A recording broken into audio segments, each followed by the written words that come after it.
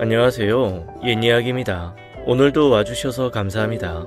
옛이야기 채널은 사연 읽어주는 남녀 채널에서 지금은 삭제되어 들을 수 없는 21년도에 소개해드린 사연 중 베스트 사연만 뽑아 다시 읽어드리는 채널입니다. 구독과 좋아요 부탁드리며 오늘의 사연 바로 시작하겠습니다.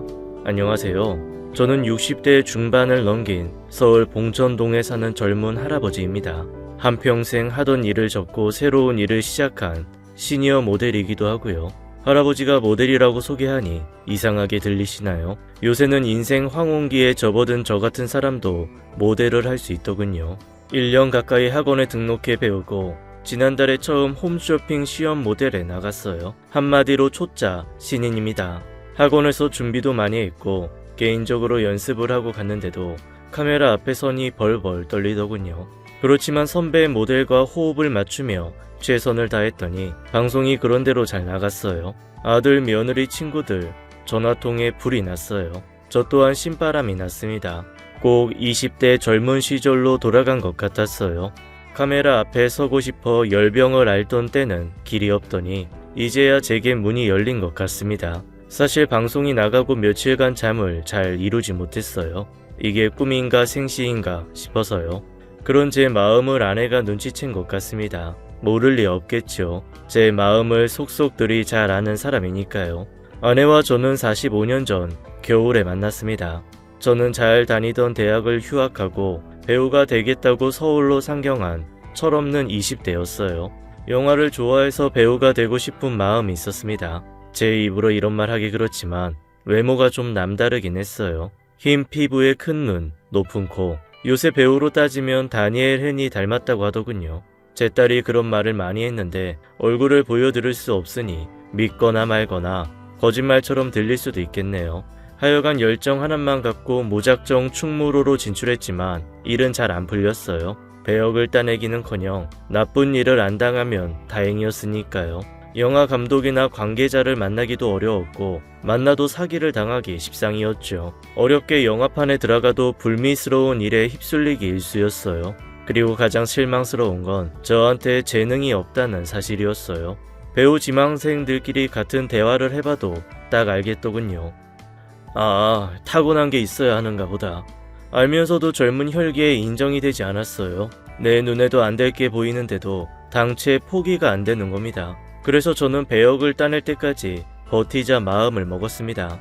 그러자면 먹고 살 길을 찾아야 하니 일자리를 구하러 다녔어요. 중국집 배달을 알아보다가 몸이 다치면 큰일이라는 생각이 들어 종로 음악 다방에 일자리를 구했습니다. 홀 청소 같은 자질구레한 일 담당이었죠. 사장님은 옥장사를 크게 하시면서 음악 다방까지 운영하시는 분이었어요. 사업 수완이 좋다고 통이 참 크신 분이었죠. 지낼 곳이 없다고 홀에서 자도 되겠다고 물으니 허락해 주셨어요. 일을 시작한 첫날 사장님이 불쑥 이런 말을 꺼내셨어요. 김군, 혹시 DJ 할 생각 없나? 네? DJ요? 아이, 지금 DJ 최군이 군에 입대를 해. 사람을 구해야 하는데 골치가 아프네. 오는 사람마다 영 별로라서. 김군이 얼굴도 그만하면 괜찮고 목소리도 좋고 배우 지망생이라며 멘트 같은 것도 잘할 거 아니야. 어때? 생각 있어? 저한테 그런 기회를 주시다니 무조건 감사합니다, 사장님. 고맙습니다. 지금 당장 정하자는 건 아니고 내일 최군 오면 같이 의논 좀 하지. 그날 밤 홀의 가죽 소파에 누워 잠을 청하는데 도무지 잠이 오지 않았어요. 고등학생 때부터 유행가며 팝은 이미 줄줄이 깨고 있었어요. DJ가 될 기회가 생기다니 꿈만 같았습니다. 수입도 허드렛 일 하는 종호 번가는 비교할 수 없을 정도였어요. 들뜬 마음에 저녁도 굶고 뒤척이는데 배가 고파왔어요. 주방에서 라면 하나를 끓여 먹고 소주를 한잔 했습니다. 술을 마시니 잠이 쏟아져 설거지도 못하고 잠에 빠져들었어요. 그리고 다음날 난리가 벌어졌습니다. 아니, 이게 뭐야? 누가 내 주방을 이따위로 해놨어? 담요를 머리끝까지 덮고 자는데 누가 막 저를 흔들었어요. 신입이야? 주방 개판 쳐놓고 잔 사람이? 뭐예요, 사람 자는데. 배고파서 라면 좀 먹었어요. 왜요? 어젯밤 내내 달그락거리는 소리가 난다 했어. 도둑고양이처럼 밥을 먹었으면 싹 치워놔야 할 거 아니야. 눈칫밥 신세면 분수에 맞게 굴어야지. 저는 주방 이모의 막말에 벌떡 일어나 대들었습니다. 아, 하면 될 거 아니야, 하면. 새파랗게 어린 놈이 어디서 반말이야? 저는 뒤통수를 3개 얻어맞았어요.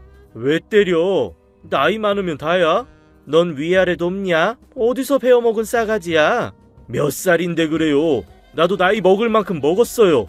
나 40 넘었거든. 꼬박꼬박 존댓말해라, 좋은 말 할 때. 그때 홀서빙하는 영애와 DJ 채영이 들어오더군요. 상황을 대충 보더니 채영이 끼어들었습니다. 김구나, 너 잘못 걸렸어. 이모님한테 잘못 보이면 국물도 없어. 쌀 한 톨도 못 얻어먹는다고.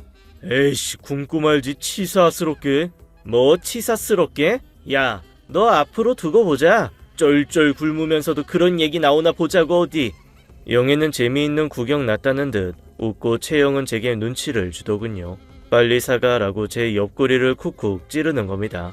성격이 보통 아니고 여기 터줏대감이라며 밑보여봤자 좋을 게 없다는 얘기였어요. 사장님과 친척 관계라 잘릴 일도 없고 손도 빠르고 일도 잘한다는 거였어요. 다방 위층에 사는데 사장님 안 계실 때는 책임자나 마찬가지라는 것도 처음 알았습니다. 잘못했다 싶었던 저는 주방으로 들어갔어요. 커다란 주전자에 물부터 끓이는 주방 이모 뒤에 서서 사과를 했습니다. 죄송해요. 앞으로 주방 더럽히지 않을게요. 잘못했습니다. 알면 됐어. 설거지 빨리 해놓고 나가. 바쁘니까. 네. 그런데 설거지하며 힐끗 보니 40대는 아니다 싶었어요. 화장을 진하게 하고 요란한 무늬의 머리 수건을 썼어도 그 나이대처럼은 안 보였어요. 제가 처음 보는 것 같으니까 주방 이모는 난데없이 선글라스를 쓰더군요. 다 했으면 나가. 걸리적거려. 허스키한 목소리도 그렇고 아무튼 분위기가 좀 묘했습니다. 저는 주방을 나와 영업 준비를 하기 시작했어요. 다방에는 모닝커피를 드시러 오는 분들도 정말 많았어요. 노른자를 올린 새까만 커피 덕분에 정신도 들고 배도 부른다나요. 그리고 우리 다방에서는 특별한 핫케이크를 구웠는데 그게 인기였습니다. 핫케이크라는 걸 처음 본 저는 홀서빙하는 동갑내기 영애한테 물어봤어요.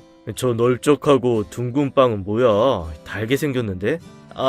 처음 봤지? 저거 핫케이크라는 건데 주방 이모가 일본에서 배워온 거래. 커피 시키면 같이 나가. 일본? 주방 이모 일본 유학파야. 거기 가서 빵 배웠다나 뭐래나? 중간에 집이 망해서 공부하다 말고 왔대. 빵 냄새 끝내주지? 이따 아침 장사 끝나면 남은 거 주실 거야. 근데 기대는 하지 마. 보통은 다 나가고 없으니까. 그 시절 일본 유학이라니 보통 분은 아니다 싶었습니다. 핫케이크 구우랴, 커피 타랴, 주방 이모는 아침부터 눈코 뜰 새 없이 바빴어요. 저도 눈치껏 움직였습니다. 아침 장사가 끝나자 홀의 직원들 몫에 핫케이크와 커피가 차려졌어요. 이게 웬 횡재냐며 채영과 영애가 놀라더군요. 처음 먹어보는 서양 널쩍빵의 맛은 정말 끝내줬습니다. 그렇게 오전 시간이 지나고 점심때가 되었죠. 나팔바지로 옷을 갈아입고 나왔더니 사장님이 나와 계셨어요. DJ 박스 안에 들어가 있는 채영과 이야기를 나누시더군요. 그리고 저에게 손짓을 했습니다. 김구나, 이리 와봐. 여기 멘트 좀 해봐. 네, 사장님. 저는 적어준 대로 멘트를 시작했어요. 순발력을 발휘해 이름도 왕미남으로 바꿨습니다. 안녕하세요. 여러분의 핸섬 DJ 왕미남 인사드립니다. 오늘도 우리 휘다방을 찾아주신 여러분들에게 감사드리며 제 DJ 데뷔 기념 첫 곡 들려드릴게요. 우리 휘다방의 상징 행운목 옆 좌석에서 성냥을 예쁘게 쌓고 있는 생머리 아가씨의 신청곡 펄 시스터즈의 커피 한 잔으로 미남 DJ의 음악여행 떠나보겠습니다. 저도 모르게 멘트에 심취해 진짜 DJ가 된 것처럼 멘트를 했어요. 그런데 주변에서 아무런 반응이 없는 겁니다. 이상해서 주변을 둘러보니 사장님을 비롯한 다방 직원들, 손님들 모두 저만 쳐다보고 있었어요.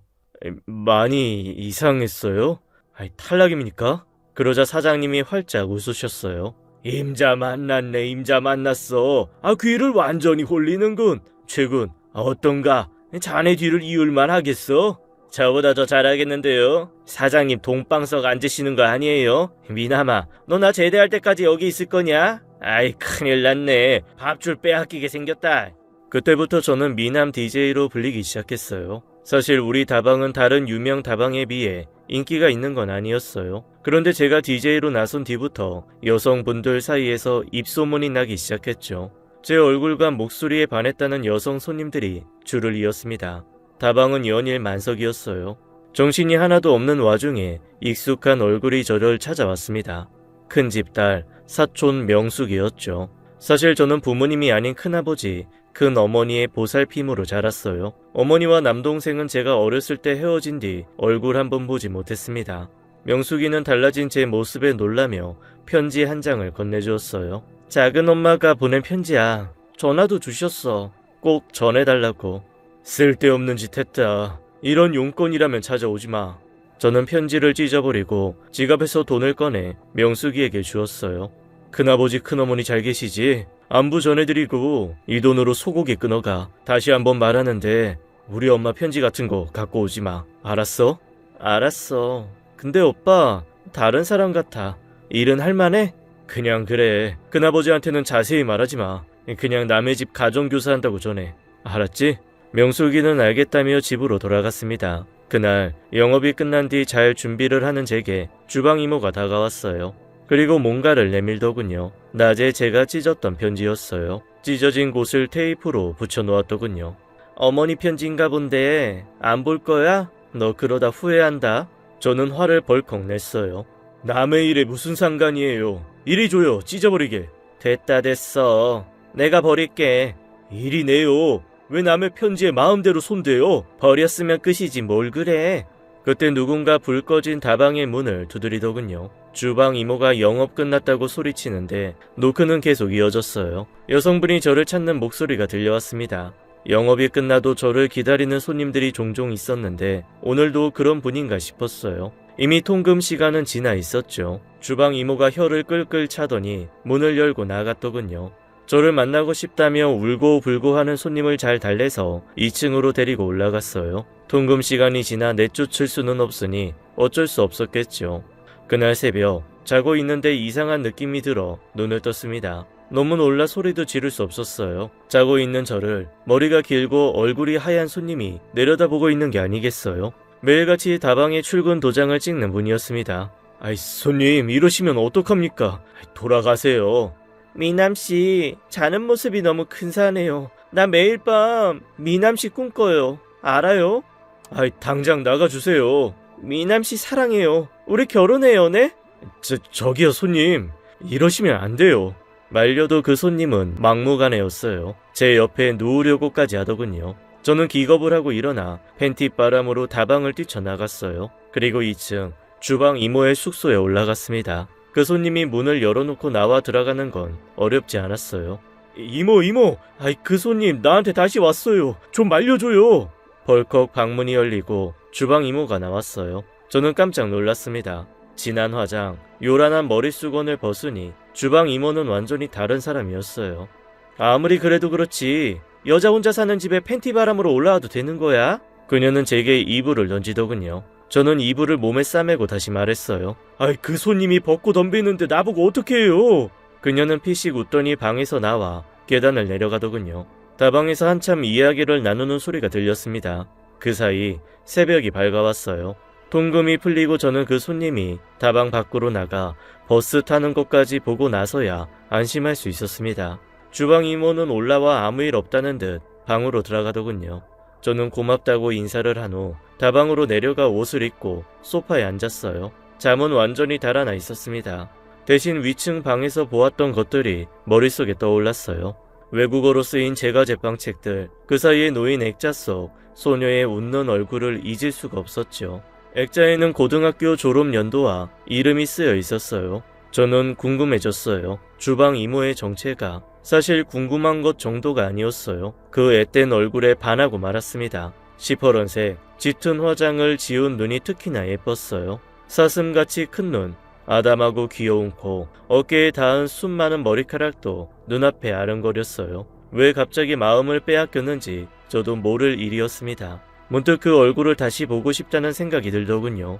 그러나 아무 이유도 없이 또 올라갈 수는 없었어요. 저는 주방으로 들어가 멀쩡히 눈에 보이는 커피 가루를 엉뚱한 곳에 치웠어요. 그리고 다시 2층으로 올라갔습니다. 이모 미남이에요. 아니 진호요. 안에서는 아무런 대답이 없었어요. 이 커피 가루가 감쪽같이 없어졌어요. 그 여자가 가져간 것 같아요. 벌컥 문이 열렸어요. 역시나 아까 제가 본 그 얼굴로 나오더군요. 미치게 반가웠습니다. 뭐가 없어져?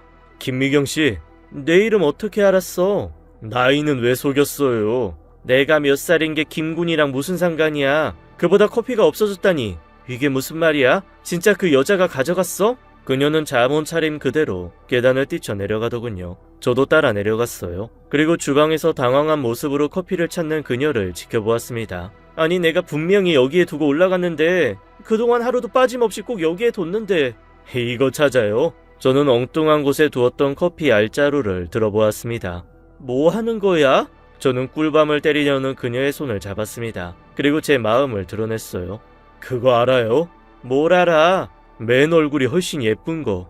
쓸데없는 말 하지 말라며 타박하는 그녀의 손을 저는 놓지 않았습니다. 그리고 도대체 왜 나이를 숨겼냐고 물었죠. 그녀의 나이는 30이었어요. 저와는 8살 차이가 나더군요. 당황해하는 그녀에게 저는 남녀가 좋아하는데 나이가 무슨 상관이냐고 말했습니다. 그러자 어린 게 까분다고 자꾸 이러면 사장님한테 일러 잘리게 하겠다고 화를 내더군요. 허튼 수작 말라는 서슬퍼런 미경씨의 말에 저는 일단 물러났습니다. 제 관심이 당황스러울 수 있겠다 싶었어요. 그러나 한번 반해버린 미경씨에 대한 마음은 쉽게 식지 않았어요. 음악다방엔 연일 사람들이 미어터졌습니다. 저는 바쁜 와중에도 주방에서 일하는 그녀를 바라보곤 했어요. 그녀도 제 시선을 느꼈는지 우리는 종종 눈이 마주치기 시작했죠. 저는 가끔 그녀만 알 수 있게 암호처럼 신청곡을 보냈어요. 비오는 화요일, 우리 희다방을 찾아주신 스폰서분들에게 감사드리며 내리는 빗소리처럼 분위기 있는 곡 하나 보내드릴까 합니다. 홀에 계신 무명씨가 이상훈의 빗속을 둘이서를 신청하셨는데요. 제 마음속에 단 한 사람, 그녀에게 보냅니다.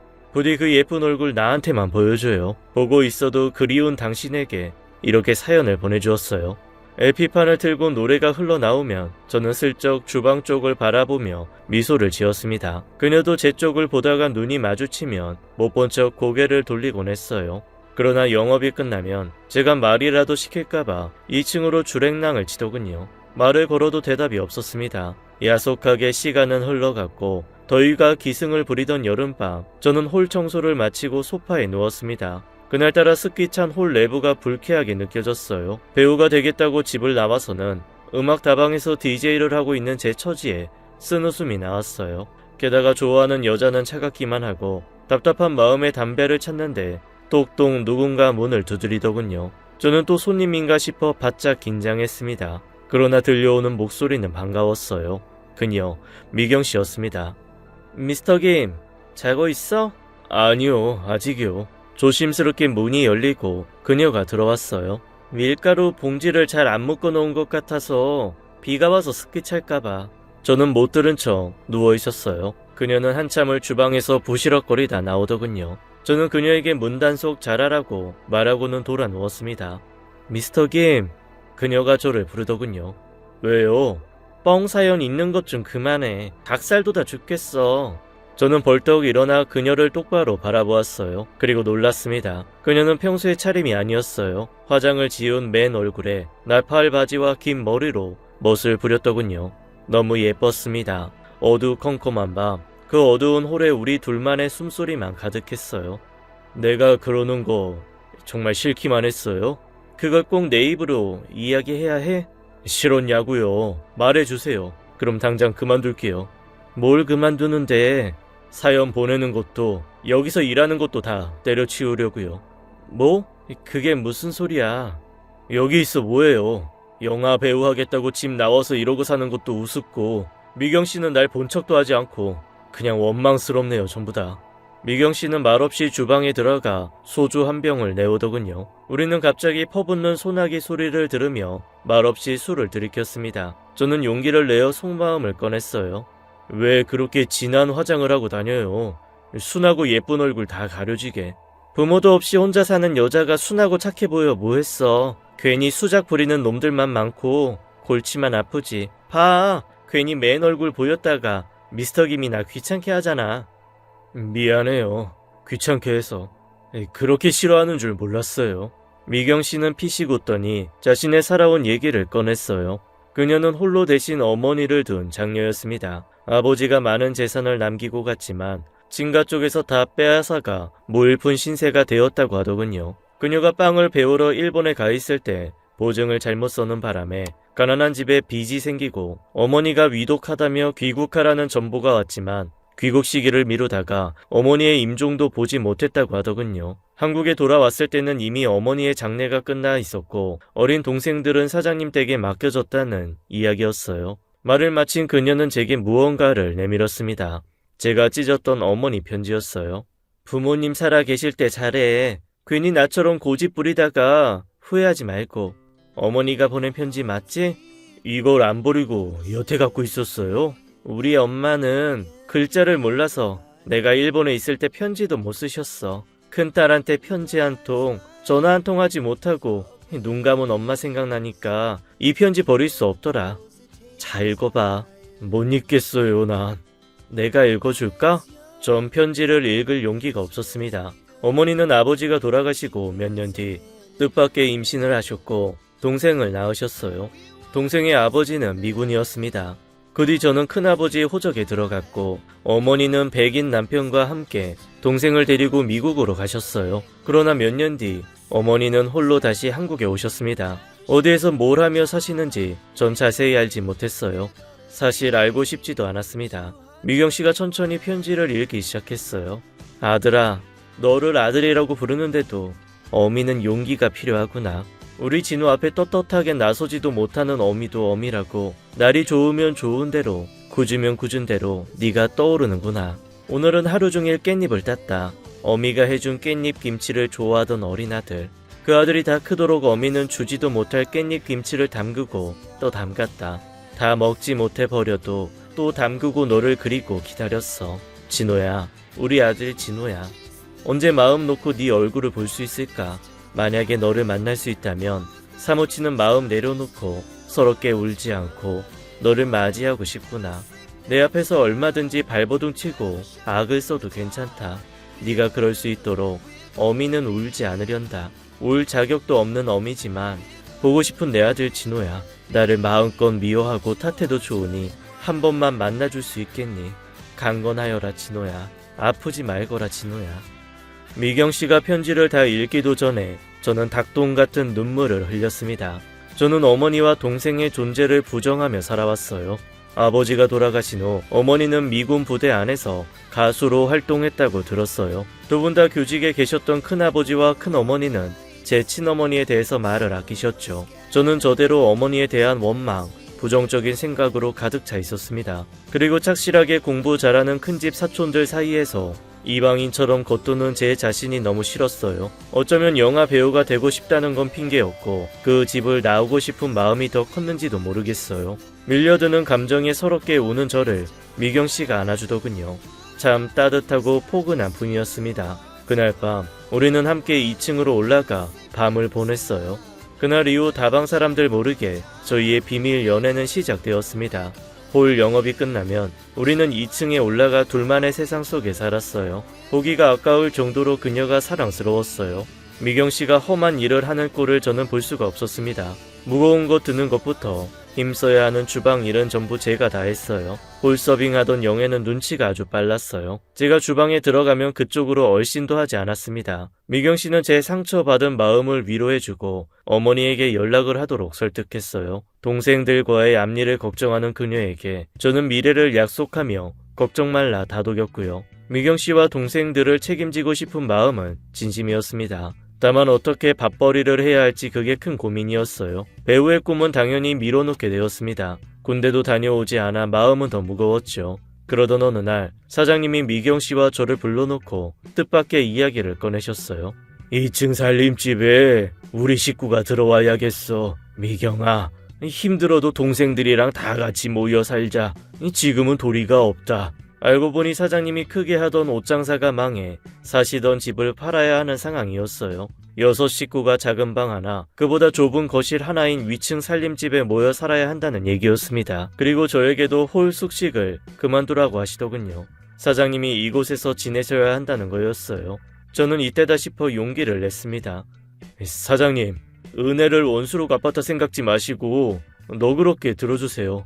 저 사실 미경씨 많이 사랑합니다. 실은 지금 저희 함께 사는 거나 마찬가지예요. 미경 씨는 귀까지 빨개져 얼굴도 들지 못했어요. 사장님은 벌어진 입을 다물지 못하고 저희 둘을 바라보셨죠. 저 미경 씨 책임지겠습니다. 저희 둘 결혼 허락해 주십시오. 미경 씨의 고개는 땅에 붙을 지경이었어요. 사장님은 제 길고 긴 이야기를 듣고 나서야 간신히 이해가 되시는 눈치였습니다. 어머니 혼자 파주에서 부추 농사를 짓고 계세요. 거기 가서 미경 씨와 신혼살림 차리고 싶습니다. 동생들도 제가 데리고 갈게요. 처제 처남 남은 공부도 제가 시키고 싶고요. 제 말에 미경 씨는 놀랐는지 눈을 동그랗게 뜨고 저를 바라보더군요. 사장님은 너무 놀라 뒷목을 잡으셨지만 남자로서 제 용기와 결단을 인정해 주시고 응원해 주셨어요. DJ를 새로 구할 때까지만 자리를 지켜달라고 말씀하셨습니다. 그날 밤 저는 미경 씨에게 실반지 하나를 내밀며 청혼을 했어요. 꼭 결혼식을 올리고 군대에 다녀오고 싶다고 속마음을 털어놓았습니다. 사실 어머니 곁에 가서 농사 짓겠다는 것도 데리고 살며 처제 처남 공부시키겠다는 것도 미경 씨와 한마디 상의 없이 나온 얘기였어요. 그녀가 다 싫다고 하면 끝나는 거였습니다. 그러나 미경 씨는 고개를 끄덕여 주었어요. 사실 당신 어머니 뵈었어요. 일전에 한번 찾아오셨어요. 우리 만나기도 전에. 뭐라고? 당신도 못 봤는데 그냥 가시게 하는 게 마음 아파서 요 앞에서 칼국수 한 그릇 사드렸는데 너무 곱고 좋은 분이셨어요. 나 이런 분 시어머니로 모시고 살면 좋겠다 생각했는데 차마 입 밖에 낼 수 없었어요. 미안해요. 미리 말하지 못해서. 저는 뜻밖의 말에 놀라 입을 다물지 못했습니다. 그녀는 가만히 미소를 지으며 반지를 보았어요. 청혼 받아드릴게요. 군대 걱정 말고 다녀와요. 얌전히 기다릴게요. 이게 무슨 복인가 싶어 눈물이 핑 돌았어요. 저는 미경 씨를 번쩍 안아들고 방 안을 빙글빙글 돌았습니다. 시간이 흘러 DJ도 새로 구하고 다방에서의 삶을 다 접고 떠나는 날이 되었어요. 그날 아침 충무로에서 알고 지내던 형한테 전화가 왔습니다. 새로 크랭크인하는 영화에서 뒷골목 건달, 우두머리 역할로 유명 감독이 배우를 찾고 있다는 소식이었어요. 찾고 있는 전체적인 인상이 꼭 저 같다며 감독과 만나게 해주겠다는 얘기였습니다. 저는 아주 잠깐 망설였지만 거절했어요. 그리고 배우 생각은 접었으니 앞으로 전화하지 않아도 된다고 이야기까지 했죠. 옆에서 통화 내용을 듣고 있던 미경 씨가 괜찮냐고 묻더군요. 저는 그쪽으로 더는 미련 없다고 앞으로 열심히 살 일만 생각한다고 말했습니다. 영화 배우가 되고 싶은 열병은 젊은 날의 칙이라고 생각하자 마음먹은 뒤였어요. 그렇게 저희는 종로를 떠나 파주에 자리를 잡았어요. 조촐하게 결혼식도 올리고 DJ에서 모은 돈을 아내에게 다 주고 군대 입대했습니다. 아내는 제가 군에 있는 동안 어머니와 함께 농사를 크게 일궈 사람도 여럿 부렸고 동생들도 고등학교까지 졸업을 시켰어요. 혼자 있으면서도 어머니를 참 잘 모셔주어 고마운 마음뿐이었습니다. 제대 후 아내는 큰 아이를 가졌고 그때 제게 농기계 관련 일을 권해 그 일로 먹고 살 걱정 없이 이날 이때까지 잘 살아왔습니다. 빵 만들기를 좋아하는 아내 덕분에 집에서 자주 빵 냄새가 풍겼어요. 며느리의 빵을 참 좋아하던 어머니는 남은 평생을 저희와 함께 사시다 10년 전에 주무시듯 세상을 떠나셨습니다. 어머니가 미국에 계실 때 일찍 세상을 떠난 동생 곁에 가 계시겠지요. 하늘에서 편안하시기만을 바랄 뿐입니다. 지금까지 잘 살아왔다 생각했는데 시니어 모델이라는 또 다른 길이 열렸고 저는 또 이 사람의 축하와 응원을 받네요. 지나온 길을 생각해보면 참 복받은 삶이었다 싶어요. 그 복 한가운데 제 아내가 있습니다. 첫 모델료를 받으면 아내에게 선물을 하고 싶습니다. 아직 고민 중인데 뭘 하면 좋을까요? 남은 여생 미경씨와 지금까지처럼 오손도손 잘 살고 싶은 마음뿐입니다. 제 살아온 이야기는 여기까지입니다. 여러분도 가족과 함께 혹은 사랑하는 누군가와 함께 행복한 날들 되시기 바랍니다. 감사합니다. 지금까지 옛이야기였습니다. 끝까지 함께 해주신 여러분 감사드리며 저희는 다음 사연으로 돌아올게요. 감사합니다.